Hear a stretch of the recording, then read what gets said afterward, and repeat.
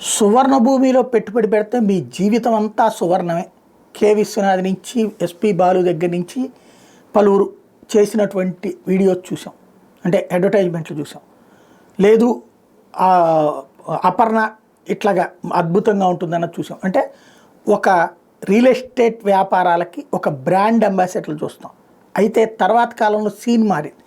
ఒక రాష్ట్రాన్ని రిప్రజెంటేషన్కి సంబంధించిన బ్రాండ్ అంబాసిడర్ లైక్ కేసీఆర్ ఉన్నప్పుడు తెలంగాణలో సానియా మిర్జాని బ్రాండ్ అంబాసిడర్గా పెట్టాడు. ఎందుకని?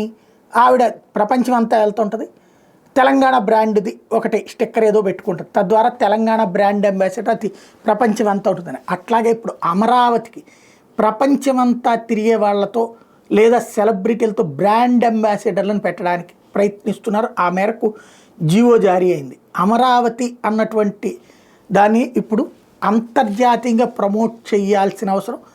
ఇది ఓ రకంగా చెప్పాలంటే ఒక రియల్ ఎస్టేట్ తొలి దశ. ఇంతకుముందు అప్పట్లో ప్రారంభించారు, మధ్యలో ఆగిపోయింది. ఇప్పుడు మళ్ళీ సెటరేట్ చేస్తున్నారు.